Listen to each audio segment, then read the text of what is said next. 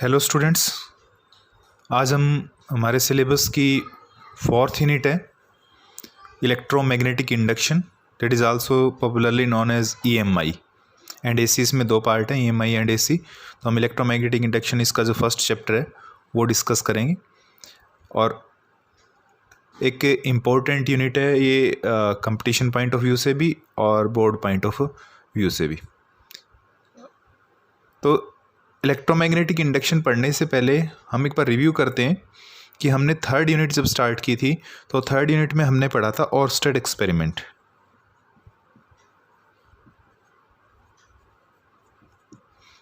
और Orsted experiment से हमने ये कंक्लूड किया था कि कोई भी करंट कैरिंग कंडक्टर होता था तो उसके सराउंडिंग में एक मैग्नेटिक फील्ड क्रिएट होता था। सपोज इस स्ट्रेट कंडक्टर के कारण से देखें, यहाँ तो इनवर्ड, यहाँ इधर की तरफ आउटवर्ड।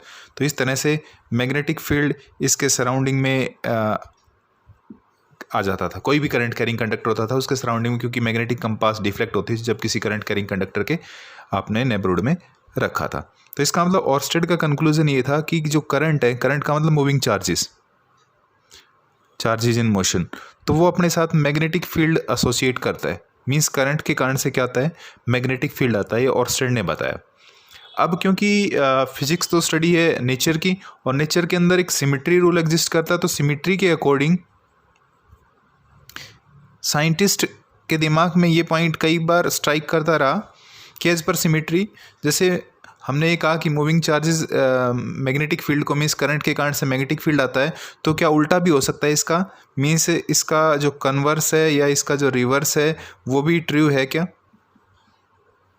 मीन्स कहने का मतलब जब करंट के कारण से मैग्नेटिक फील्ड आ सकता है तो सिमिट्री के अकॉर्डिंग मैग्नेटिक फील्ड के कारण से भी करंट जनरेट होगा या नहीं, ये क्वेश्चन था।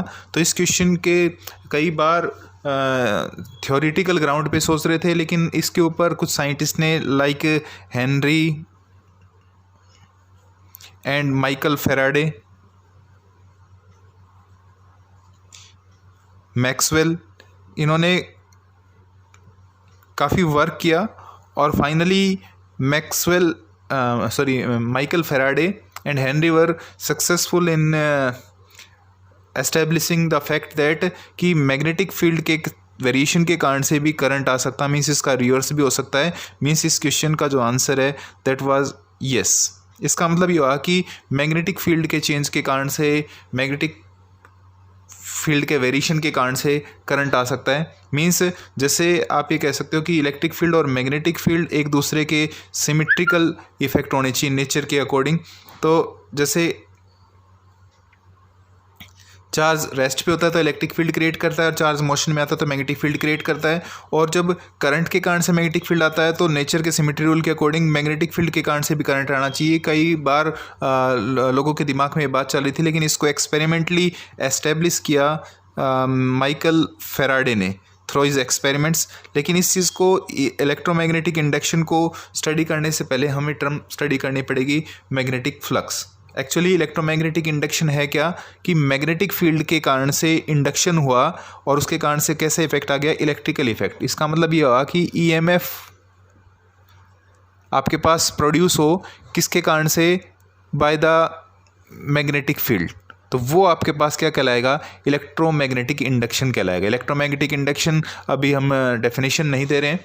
इलेक्ट्रोमैग्नेटिक इंडक्शन एक्चुअली एक ऐसा फिनोमिनन है जिसमें कोई ईएमएफ या कोई करंट अगर क्लोज्ड पाथ है तो उसके अंदर करंट या ईएमएफ इंड्यूस होती है by the variation of magnetic field या मैग्नेटिक फ्लक्स के वेरिएशन के कारण से। मीन्स चेंजिंग मैग्नेटिक फील्ड होता है वो किसको, करंट को या ईएमएफ को प्रोड्यूस करवाता है, और इस इफेक्ट को हम क्या नाम देते हैं, इलेक्ट्रोमैग्नेटिक इंडक्शन कहते हैं। तो इसके बारे में अब हम डिस्कस करेंगे। सो स्टूडेंट्स, अब इलेक्ट्रोमैग्नेटिक इंडक्शन की जो फर्स्ट बेसिक टर्म है मैग्नेटिक फ्लक्स, वो डिस्कस करते हैं। एक्चुअली मैग्नेटिक फ्लक्स ये बताता है कि अगर किसी फील्ड के अंदर, मैग्नेटिक फील्ड के अंदर हमने कोई स्पेसिमेन रख दिया तो स्पेसिमेन में से नॉर्मल डायरेक्शन में उस सरफेस के कितनी टोटल फील्ड लाइंस क्रॉस हो रही है, मैग्नेटिक फील्ड लाइंस कितनी लिंक हो रही हैं, वो मैग्नेटिक फ्लक्स को इंडिकेट करता है। So magnetic flux represents the total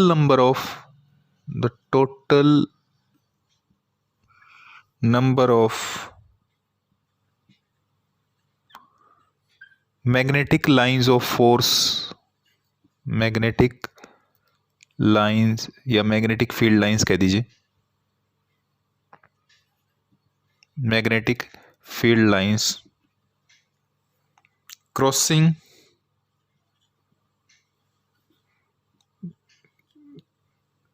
the specimen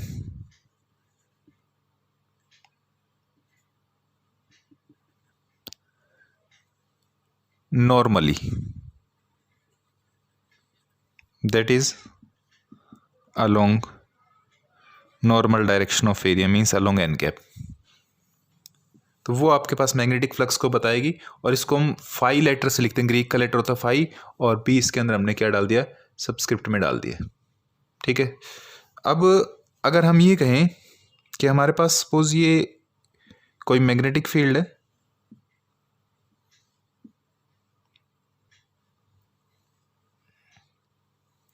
और इस मैग्नेटिक फील्ड के अंदर हमने ये कोई स्पेसिमेन रख दिया और ये फील्ड की डायरेक्शन है और इस सरफेस के अगर नॉर्मल डायरेक्शन देखें, क्योंकि एरिया हम इलेक्ट्रोडायनेमिक्स के केस में वेक्टर ट्रीट करते हैं, तो अगर सरफेस ये है तो इसका जो नॉर्मल है वो अलोंग द यूनिट वेक्टर लिखा जाएगा perpendicular to the surface means N cap. N stands for normal and cap stands for the unit normal vector. ठीक है, तो बी और एन कैप के बीच में जो एंगल है यहाँ हमारे पास थीटा हो गया। ठीक है, अब हम ये कहते हैं कि अगर यहाँ पे एक छोटा सा हम इसका एलिमेंटर एरिया ले लें, तो क्योंकि ये डायरेक्शन नॉर्मल की है तो इस नॉर्मल के अलोंग कुछ लाइंस क्रॉस हो रही होंगी। तो इस नॉर्मल डायरेक्शन के अंदर कितनी फील्ड लाइंस क्रॉस हो रही हैं, इस फील्ड का नॉर्मल डायरेक्शन के अंदर कितना कंपोनेंट है, वो आपके पास मैग्नेटिक फ्लक्स को बताएगा। तो नो डाउट इसका कुछ एरिया यहाँ पे भी लिया जा सकता है नॉर्मल डायरेक्शन में, तो यहाँ का भी कंट्रीब्यूशन आएगा, कुछ यहाँ का भी कंट्रीब्यूशन आएगा। तो इसका मतलब यह कि उन सभी फील्ड लाइंस को जो कि सरफेस के नॉर्मल डायरेक्शन में क्रॉस हो रही होंगी उनका कंट्रीब्यूशन ले लें तो वो आपके पास किसको बताएगा, मैग्नेटिक फ्लक्स को बताएगा। ठीक है, अब हम ये कह रहे हैं कि सपोज ये हमारे पास मैग्नेटिक फील्ड की डायरेक्शन थी और ये उस पॉइंट के ऊपर जो सरफेस एरिया था छोटा सा लिया था ds, उसकी नॉर्मल डायरेक्शन थी एन कैप और इनके बीच में एंगल था थीटा।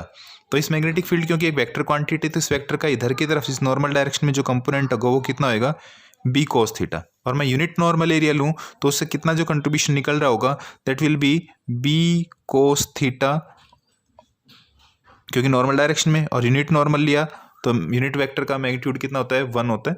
ठीक है, लेकिन अगर मैं इसकी मैग्नीट्यूड लगा देता हूँ इसके साथ ds, मैं ds वेक्टर लिखता हूँ तो ds वेक्टर के लिए कितना लिखा जाएगा, उसका मैग्नीट्यूड होगा ds, तो b cos theta into ds। और ये क्योंकि छोटे से एरिया से फ्लक्स लिंक हो रही है तो इसको हमने स्मॉल डी फाई से लिख दिया, फ्लक्स स्मॉल होगी तो डी फाई से हमने इसको लिख दिया डी फाई बी। ठीक है, और इसको आप इस तरह से लिख सकते हो D phi B is equal to B D S और कॉस थीटा, जबकि आपके पास जो थीटा है वो किस किस के बीच में एंगल है, दैट इज मैग्नेटिक फील्ड और जो एरिया वेक्टर है उसके बीच में एंगल है, मैग्नेटिक फील्ड और एरिया वेक्टर। और आपको पता है एरिया वेक्टर की डायरेक्शन को किससे देते हैं, एन कैप से देते हैं, क्योंकि एरिया वेक्टर लिखा जाता है एन कैप डी एस। जैसे सपोज कोई वेक्टर लिखा आपने एरिया वेक्टर सपोज 10 आई कैप, तो इसका मतलब 10 तो उसका मैग्नीट्यूड है तो सपोज डी एस हो गया, और आई कैप उसकी डायरेक्शन, आई कैप जे कैप के कैप, तो यहाँ एन कैप लिखा था नॉर्मल डायरेक्शन।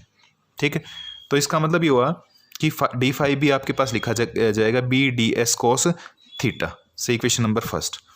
अब मैं ये कहता हूँ कि क्योंकि मैग्नेटिक फील्ड वेक्टर, एरिया भी वेक्टर और उनके बीच में एंगल थीटा, तो ए बी कोस थीटा को अब ए डॉट बी लिख सकते हैं। तो और आप इस तरह से लिखा D phi B is equal to B dot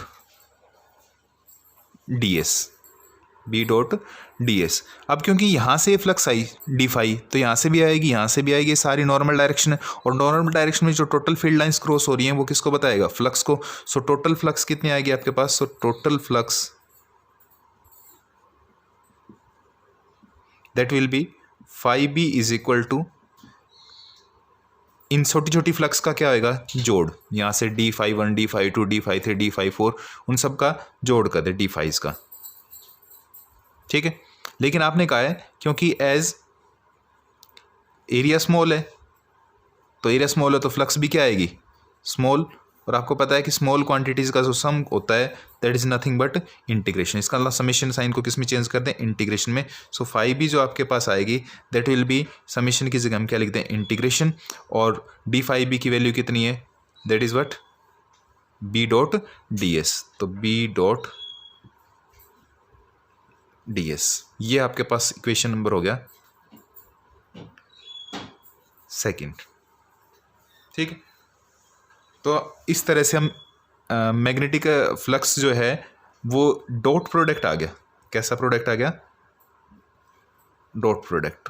और डॉट प्रोडक्ट आपको पता है कैसा प्रोडक्ट होता है, स्केलर प्रोडक्ट होता है। ठीक है, तो इसका मतलब मैग्नेटिक फ्लक्स कैसी क्वांटिटी है, एक स्केलर क्वांटिटी। कैसी क्वांटिटी है, एक स्केलर क्वांटिटी।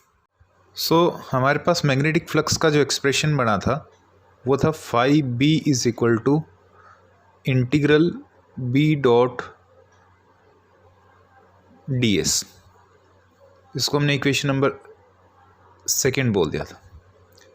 और अगर हम ये कहें कि हमारे पास कोई स्पेसिमेन जिसका मैग्नेटिक फील्ड के साथ ओरिएंटेशन थीटा एंगल के ऊपर हो, मीन्स ये आपके पास एरिया वेक्टर की डायरेक्शन हो। अगर इस एरिया का मैग्नीट्यूड ए है और उसकी डायरेक्शन के साथ मल्टीप्लाई करके एरिया वेक्टर आपके पास आ जाता है, तो हम उसके लिए मैग्नेटिक फ्लक्स जो लिखेंगे वो ऐसे लिखा जा सकता है, और phi B is equal to B dot A, या इसको ऐसे लिख सकते हैं, और phi B is equal to B A cos theta. जबकि थीटा आपके पास एंगल है किसके बीच में, मैग्नेटिक फील्ड वेक्टर और एरिया वेक्टर के बीच का एंगल एनक्लोज्ड है। इसको हमने से इक्वेशन नंबर, इसको बोल दिया थर्ड, इसको कह देते हैं इसे थर्ड, इसको कह देते हैं हम फोर्थ। अगर ये मैग्नेटिक फ्लक्स किसी सपोज सोलेनॉइड के कारण से फ्लक्स लिंक करवा रही है,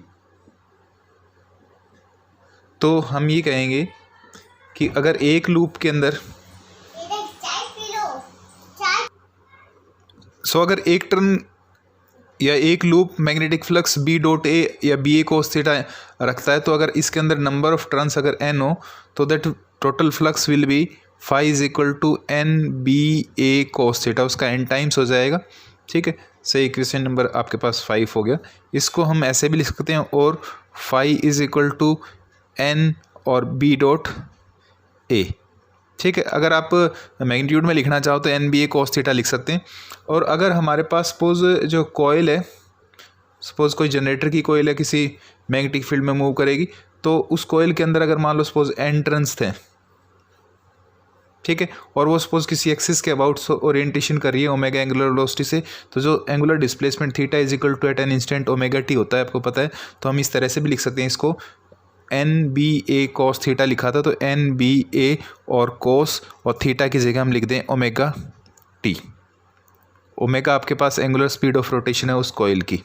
ठीक है, सो रेक्टेंगुलर या सर्कुलर जिस भी शेप की है, तो हम इस तरह से भी यूज़ कर सकते हैं इसको।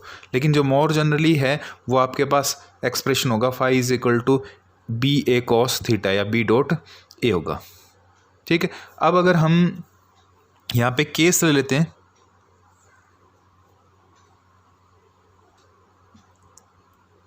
फर्स्ट कि आपके पास जो एरिया है वो held normal to the magnetic field, when area is held perpendicular to the field. कहने का मतलब ये हुआ कि सपोज आप ये कह दीजिए कि हमारे पास ये मैग्नेटिक फील्ड था और उस मैग्नेटिक फील्ड के परपेंडिकुलर आपने ये कोई एरिया रख दिया ताकि इस एरिया की जो वेक्टर की डायरेक्शन और मैग्नेटिक फील्ड की डायरेक्शन दोनों सेम डायरेक्शन में, मीन्स थीटा 0 है, और थीटा 0 होता है तो कोस 0 आपके पास कितना हो जाता है, 1 हो जाता है। सो देन फ्लक्स का जो फार्मूला लिखेंगे आप वो लिखेंगे B A cos theta B A cos 0 1 हो जाएगा। So flux will be phi is equal to B into A. तो इस केस में जो फ्लक्स आएगी वो फ्लक्स मैक्सिमम फ्लक्स होगी। तो मैक्सिमम फ्लक्स का एक्सप्रेशन आपके पास होगा phi is equal to B into A. ये आपके पास मैक्सिमम फ्लक्स होगी। और मैक्सिमम फ्लक्स कब आएगी? जब वो एरिया फील्ड के परपेंडिकुलर रखा जाएगा। मीन्स सपोज फील्ड की डायरेक्शन थी, उसके हमने परपेंडिकुलर रख दिया, तो इसके अंदर से जो फील्ड लाइंस है वो सारी की सारी क्रॉस करके जाएंगी। सो फ्लक्स कैसे आएगी? Maximum flux. और अगर वो एरिया फील्ड के टेंजेंशियल रखा हो या उस एरिया को फील्ड टेंजेंशियल सरपास हो रहा हो, तो उसके अंदर जो फ्लक्स है वो क्रॉस नहीं होगी, तो फ्लक्स की लिंकेज जीरो होगी। वो अब हम देखते हैं। सो केस सेकंड में हमने ये लिया कि when field is tangential to the area of specimen,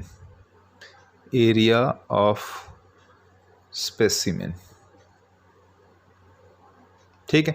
that is इस केस के अंदर जो थीटा है वो आपका 90 डिग्री होगा। कहने का मतलब ये हुआ कि सपोज ये आपका एरिया है, तो इस एरिया की जो डायरेक्शन है वो तो ये हुई एरिया वेक्टर की डायरेक्शन, ठीक है। और फील्ड आपके उसके क्या है? सरफेस के टेंजेंशियल है। मीन्स ये बी, तो बी और ए के बीच में जो एंगल थीटा कितना हो गया आपका? 90 डिग्री। और cos 90 आपके पास पता है 0 होता है। So then flux linked will be 0। Phi is equal to B A और cos 90, और cos 90 आपके पास हो जाए 0, तो फ्लक्स विल बी 0। तो ये आपके पास मिनिमम फ्लक्स होगी, ठीक है। और ऐसे ही अगर थीटा की वैल्यू 180 डिग्री होगी तो cos 180 -1 हो जाता है, ठीक है, माइनस फ्लक्स हो जाएगी। नोट ध्यान रखना, यदि किसी सरफेस से फ्लक्स जो आउटवर्ड है, कोई मान लो हमने स्पेसिमेन लिया और उससे फ्लक्स की कोई वैल्यू आउटवर्ड है, तो आउटवर्ड फ्लक्स को तो हम कैसे लिखेंगे? पॉजिटिव। कन्वेंशन ले लेते हैं हम ये एक तरह का। और अगर कोई इनवर्ड फ्लक्स है तो उसको कैसे लिखेंगे? Negative. That is the outward flux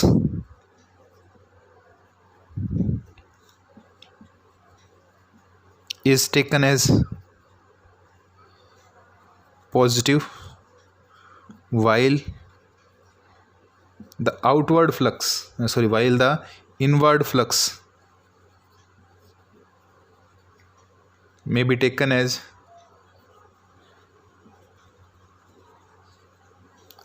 negative। तो ये ध्यान रखना है। अब हम बात करते हैं कि फ्लक्स की जो यूनिट है और डायमेंशंस है वो क्या होंगे, ठीक है। तो क्योंकि आपके पास एक्सप्रेशन में आपने जो फार्मूला यूज़ करना है वो भाई यही यूज़ करना है कि फाई इज इक्वल टू कितना हुआ? बी डॉट ए, ठीक है। या फिर आप ऐसे यूज़ करेंगे phi is equal to B A cos theta. तो इस एक्सप्रेशन को यूज़ करके अब हम डायमेंशंस और यूनिट के बारे में डिस्कशन करना चाहेंगे।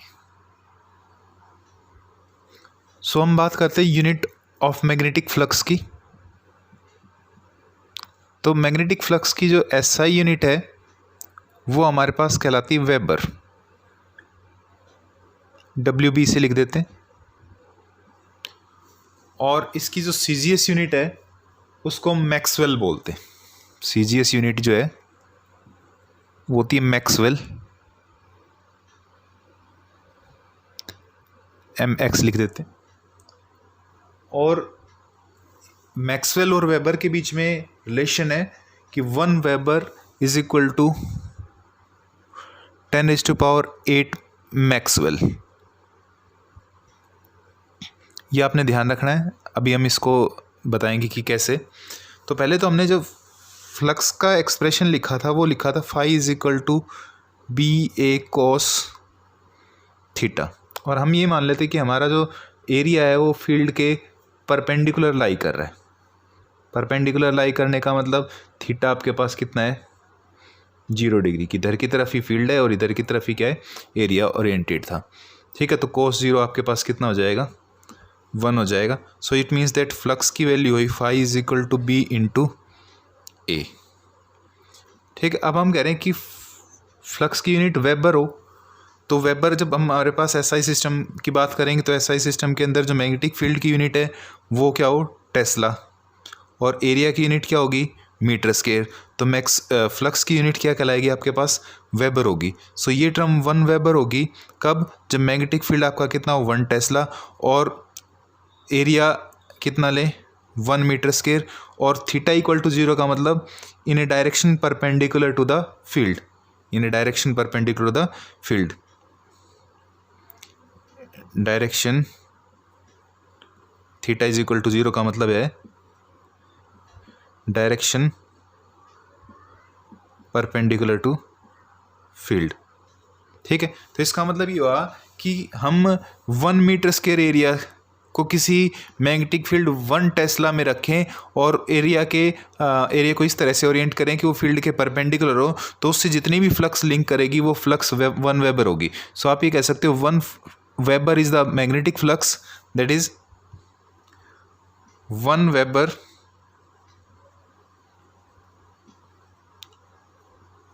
is the magnetic flux, is the magnetic flux linked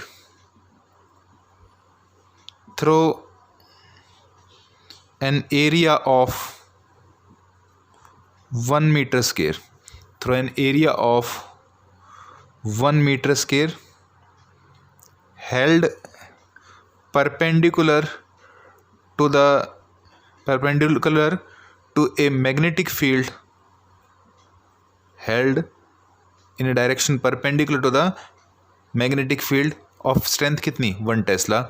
1 weber is the magnetic flux linked through an area of 1 meter square held perpendicular to the magnetic field of strength 1 tesla. कहने का मतलब है कि 1 weber होगा आपके पास, that will be equal to 1 tesla into metre square, 1 tesla metre square. ये आपके पास क्या हुआ, वेबर हुआ। इसी तरह से अगर इसका सीजीएस टर्म लिखें तो वो आपके पास क्या होगी, मैक्सवेल। तो मैक्सवेल कितनी हो जाएगी, 1 maxwell will be equal to tesla की जगह क्या लिखा जाए, गोज, और सेंटीमीटर स्क्वायर लिखा जाए मीटर स्क्वायर की जगह, तो वो आपके पास टर्म क्या बन सकती है, मैक्सवेल। ठीक है, अब हम इसको लिखते हैं क्योंकि आपको पता है कि 1 टेस्ला कितना होता है, that is equal to 10⁻⁴ gauss, ये रिलेशन होता था, 1 gauss is equal to 10⁻⁻⁴ tesla. तो 1 टेस्ला लिखेंगे तो 10⁻⁴ इधर चला जाएगा। सो इसकी जगह लिखा 10⁻⁴ और क्या, गोज। और मीटर स्क्वायर को अगर सेंटीमीटर स्क्वायर में चेंज करें तो 1 मीटर में कितने सेंटीमीटर होते हैं, 100 सेंटीमीटर, तो 10⁻² सेंटीमीटर, और उसका क्या करेंगे, स्क्वायर। तो स्क्वायर करेंगे तो ये आ गया आपके पास 10⁻⁴ ये, और 10⁻² का स्क्वायर, ये 10⁻⁴ यहाँ हो जाएगा, तो इंटू 10⁻⁴ और गोज और इंटू सेंटीमीटर स्क्वायर, और गोज इंटू सेंटीमीटर स्क्वायर जो आपके पास बनेगा, ठीक है, वो आपके पास क्या कहलाएगा, मैक्सवेल। तो 1 वेबर आपके पास कितना आ गया, 1 वेबर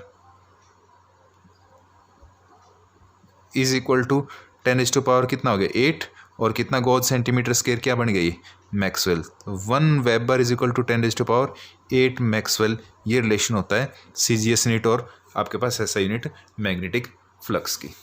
ठीक है, सो अब बात करते हैं हम डायमेंशंस ऑफ फ्लक्स।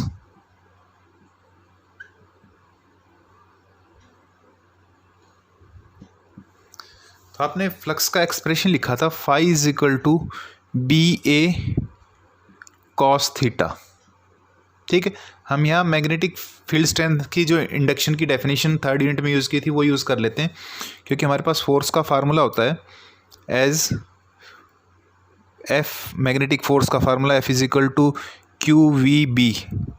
ठीक है, इस तरह से लिखते हैं। तो यहाँ से B की वैल्यू हम निकाल लेते हैं, तो B की वैल्यू आ गई F डिवाइडेड बाय QV।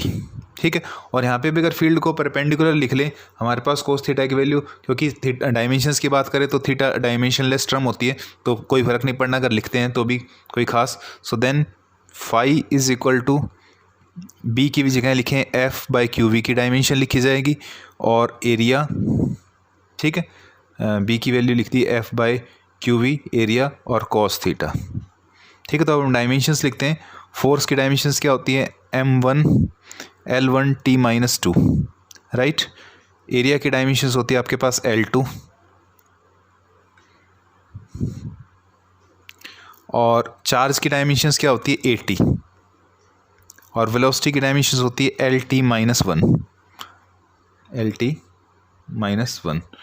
ठीक है, फोर्स की लिख दी M1 L1 T minus 2, charge की होगी AT क्योंकि I इज इक्वल टू होता था Q by T, so Q is equal to कितना I इंटू T, तो 80 डायमेंशंस होती थी चार्ज की 80, और वेलोसिटी की होगी LT माइनस 1, और थीटा डायमेंशनलेस टर्म है तो ये कोई डायमेंशंस नहीं रखेगा, तो हमारे पास जो डायमेंशंस कटती है वो काट लेते हैं, T से ये T माइनस 1 कट गया, ठीक है, एक L से ये एक L कट गया, तो बचा कितना M1 L2 और T माइनस 2, तो M1 L2 T माइनस 2, ये तो ऊपर बच गया, नीचे कितना बचा A, तो एक और ऊपर ले गए तो कितना होगा A माइनस 1, तो ये हमारे पास मैग्नेटिक फ्लक्स की डायमेंशंस हो गई, याद रखना M1 L2 T माइनस 2 और A माइनस 1। ठीक है, अब यहाँ थोड़ा सा ध्यान रखना कि मैं यूनिट को थोड़ा सा निकालने के लिए यहाँ ये जो टर्म देखें इस पे गौर फरमाएं, तो M1 L2 T माइनस 2 आपके पास वर्क और एनर्जी की डायमेंशंस होती है, तो इसका मतलब मैग्नेटिक फ्लक्स की बात करें तो ये आपके पास एक टर्म बनी वर्क और डिवाइडेड बाय एम्पियर क्या होती है करंट की, ठीक है, क्योंकि इसको ऐसे लिखें M1 L2 T माइनस 2 और डिवाइडेड कितना बाय A, ये था आपके पास। ठीक है, तो वर्क या एनर्जी बोले और ये क्या बोले इलेक्ट्रिक करंट।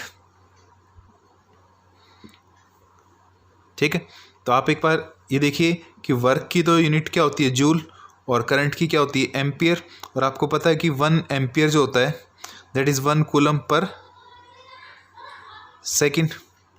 ठीक है, क्योंकि चार्ज की यूनिट क्या होती है कूलम और टाइम की क्या होती है सेकंड, और करंट की क्या होती है एम्पियर, तो एम्पियर की जगह क्या लिखा जा सकता है कूलम पर सेकंड लिखा जा सकता है, तो आपने इसकी जगह क्या लिख दिया जूल, तो एज सच, और ये कूलम पर सेकंड का सेकंड ऊपर चला गया।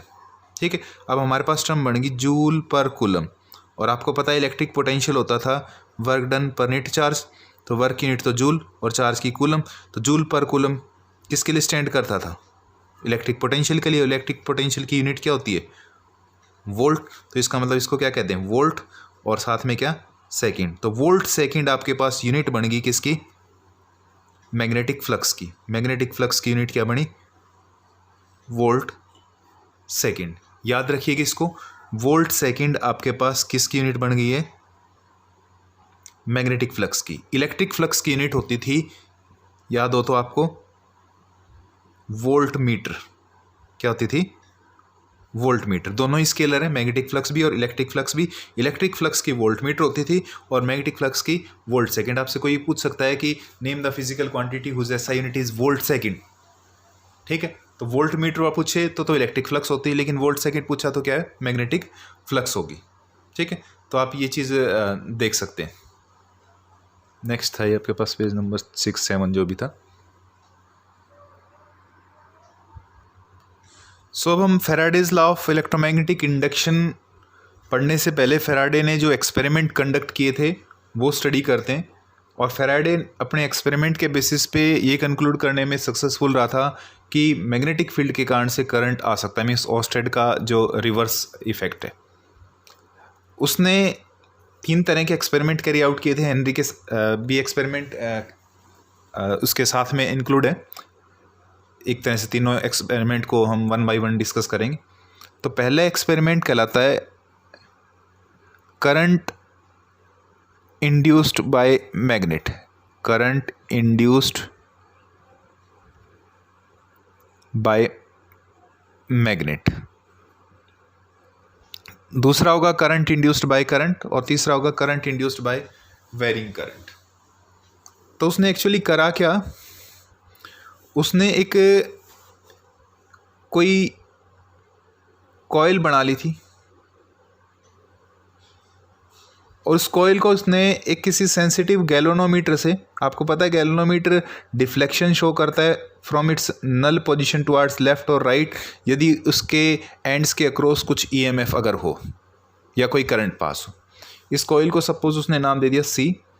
अब उसने स्टेप बाय स्टेप जो एक्सपेरिमेंट की और जो ऑब्जर्वेशन देखी वो चीज़ देखिए। पहला उसने कहा कि उसके नेबरहुड में एक मैग्नेट, क्योंकि हमने कहा है current induced bye a magnet, और सपोज ये उसका नॉर्थ फेस और ये साउथ फेस, और उस मैग्नेट को उसके इनसाइड या उसके नेबरहुड में कैसा रखा, रेस्ट पे रखा, means stationary, means there is no motion और there is no relative motion between the coil and the bar magnet. तब उसने ये कहा कि जो डिफ्लेक्शन है वो उस गैल्वेनोमीटर के अंदर नहीं आता है, और गैल्वेनोमीटर कहाँ रहता है, नल पोजीशन पे ही रहता है। It means that there is no EMF और no current induced into the circuit whenever आप यू कैन से कि bar magnet is at rest, magnet और coil are at rest, magnet and coil are at rest। तो उसने बताया कि galvanometer shows no deflection, shows no deflection, इसका मतलब कोई EMF या कोई करंट नहीं है, no deflection। सेकेंड केस में उसने क्या किया कि इस बार मैग्नेट को इस कॉइल के टुवर्ड्स मूव किया,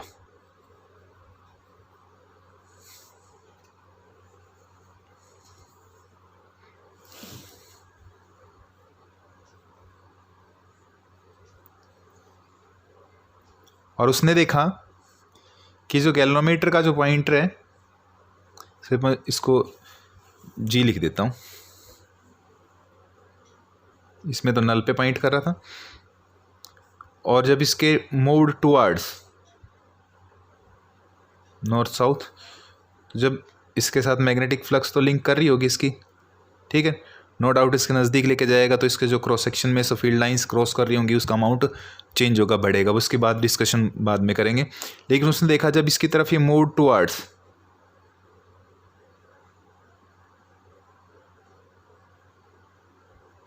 तो जो गैल्वेनोमीटर का जो पॉइंटर था वो राइट साइड में डिफ्लेक्शन शो किया। अगर इसको इससे दूर लेके गया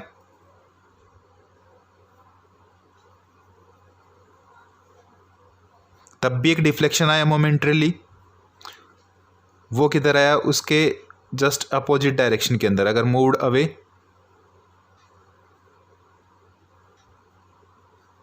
तो अब डिफ्लेक्शन किधर की तरफ हुआ, राइट की बजाय लेफ्ट की तरफ।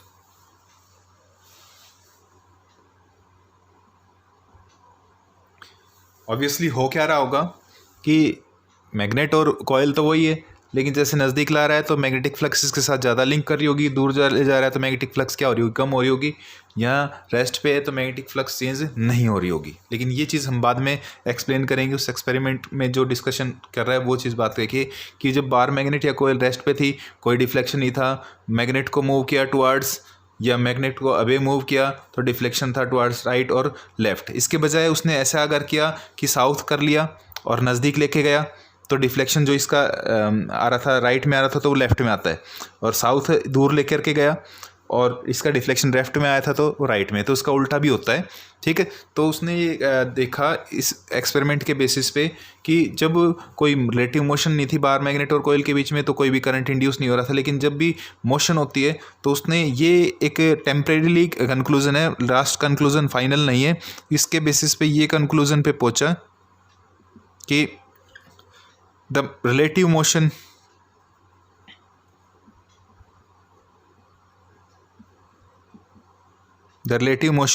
between the coil and bar magnet, the coil and bar magnet should be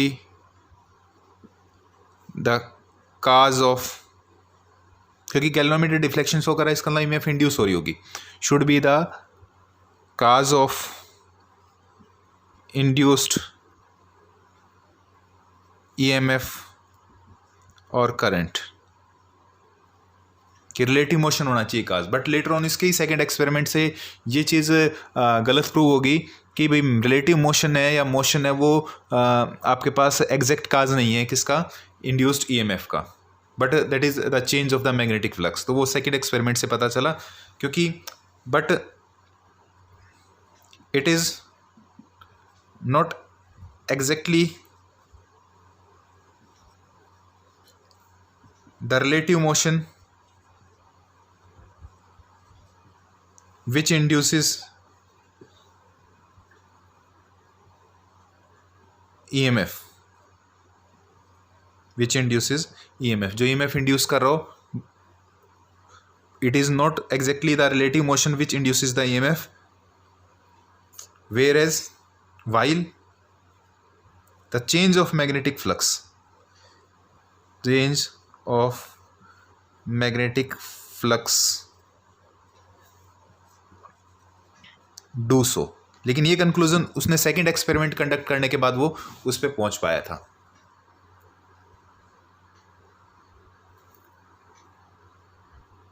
next experiment जो फेराडे का था वो है करंट इंड्यूस्ड बाय करंट। कहने का मतलब समझो कि खरबूजे को देख के खरबूजा रंग बदलता है, कि आप इस तरह से समझिए। उसने क्या किया कि वो जो कोयल थी वो तो ऐसा सेम एक्सपेरिमेंटल कोयल जो आपके पास सी थी वो रखी, उसको हाईली सेंसिटिव गैल्वेनोमीटर से अटैच किया, ठीक है। अब इसमें कोई करंट सोर्स तो है नहीं, लेकिन इसके नेबरहुड में एक बार मैग्नेट जो रखी थी, उस बार मैग्नेट आपको पता है कि equivalent to a current carrying solenoid होती है, तो एक सोलेनॉइड से रिप्लेस कर दिया।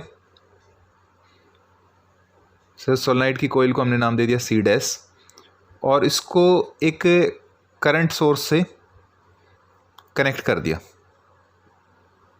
ठीक है। और यहाँ हमने एक प्रेसिंग की ये एक स्विच ले लिया, ठीक है, से की के बोल देते हैं, स्विच की बजाय के, प्रेसिंग की।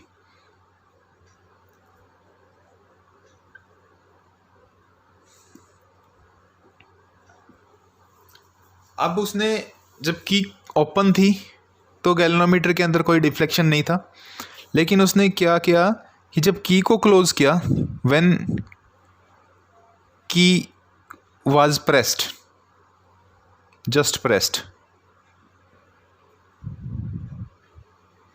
तो जो गैल्वेनोमीटर का जो पॉइंटर है वो एक डिफ्लेक्शन क्या शो किया उसने मोमेंटरली से टुवर्ड्स राइट।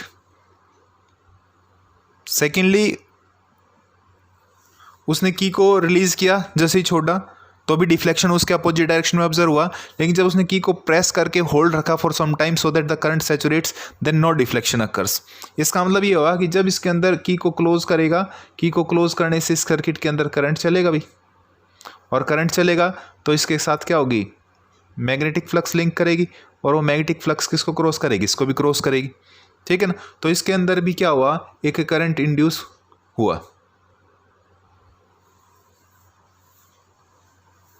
इसके अंदर डिफ्लेक्शन आने का मतलब ऐसे ही व्हेन के वाज रिलीज्ड, की वाज रिलीज, की को छोड़ा गया तो जो डिफ्लेक्शन है उसके क्या था, अपोजिट डायरेक्शन में था। लेकिन उसने जब इसको व्हेन के pressed and hold for some long time, for quite long,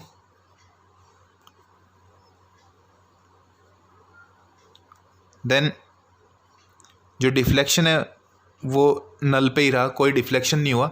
इसका मतलब ये हुआ कि जैसे इसको की को प्रेस करता है तो करंट सैचुरेट्स,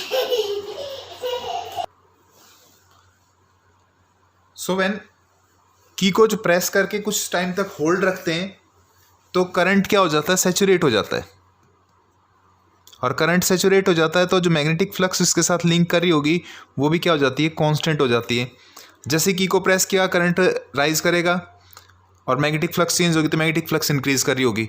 की रिलीज करेंगे तो करंट जो सैचुरेशन वैल्यू से डिक्रीज होकर के जीरो तक जाएगा, तो करंट डिक्रीज होगा तो मैग्नेटिक फ्लक्स भी डिक्रीज होगी। इसका मतलब ये हुआ कि वाइल की वाज प्रेस्ड और release then flux was changing. इन दोनों केसेस के अंदर क्या चेंज हो रहा था, फ्लक्स चेंज हो रही थी, और इस केस में फ्लक्स कैसी थी, कांस्टेंट थी। तो इसका मतलब ये हुआ कि यहाँ तो एग्जैक्टली हमने कोई मोशन नहीं की कि अगर मैग्नेट भी माने तो ये इसको इधर की तरफ मूव नहीं किया, ना इसको इधर की तरफ मूव किया, तो भी क्या आ रही है, ईएमएफ इंड्यूस हो रही है। तो इसका मतलब ये हुआ कि जो हम पीछे कंक्लूजन दे रहे थे कि relative motion should be the cause of the induced EMF, that is not exactly the exact cause, वो एग्जैक्ट काज नहीं है, but what is the cause must be the change of the magnetic flux. So इस experiment से ये conclusion हुआ। So this conclude that relative motion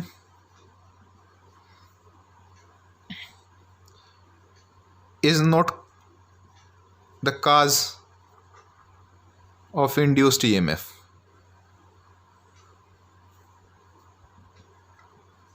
But it is the magnetic flux. It is the change of magnetic flux. It is the change of magnetic flux. और ये बात है कि magnetic flux जब तक चेंज होगी तब तक ईएमएफ इंड्यूस होती है, और जैसे ही स्टॉप हो जाएगी तो बंद. That is the change of, but it is the change of magnetic flux which induces EMF. Third experiment में हमारे नेक्स्ट एक्सपेरिमेंट में current induced by varying current था. उसने एक्सपेरिमेंटल कोयल जो आपकी थी C attach to the sensitive galvanometer G, उसके neighbourhood में एक दूसरी कोयल सी डैश जो हमारे पास बार मैग्नेट की इक्विवेलेंट लेकर के कर रहे हैं, और इसको हमने सोर्स से कनेक्ट कर दिया.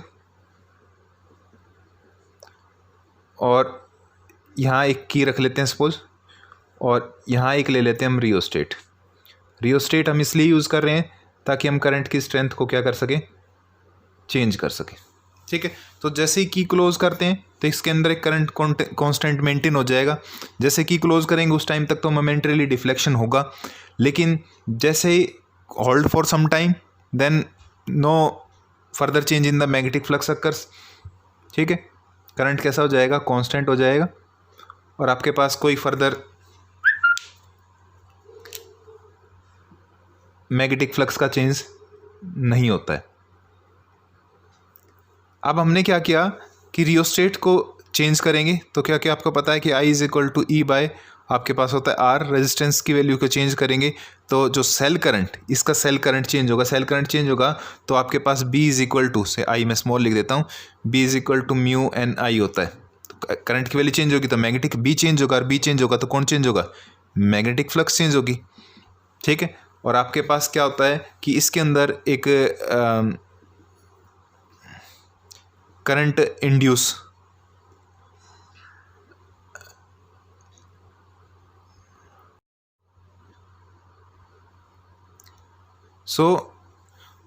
जैसे ही करंट की स्ट्रेंथ चेंज होगी रियोस्टेट को स्लाइड करने से, तो मैग्नेटिक फ्लक्सेस के साथ जो लिंक करेगी वो भी चेंज होगी. क्योंकि करंट चेंज होगा तो मैग्नेटिक फील्ड की स्ट्रेंथ चेंज होगी, मैग्नेटिक फील्ड की स्ट्रेंथ चेंज होगी तो इस एरिया के साथ जो मैग्नेटिक फ्लक्स लिंक कर रही होगी वो भी चेंज होगी, और इसके अंदर डिफ्लेक्शन आया. तो इसका मतलब ये हुआ कि फ्लक्स का चेंज होना ईएमएफ इंड्यूस होने का कारण है.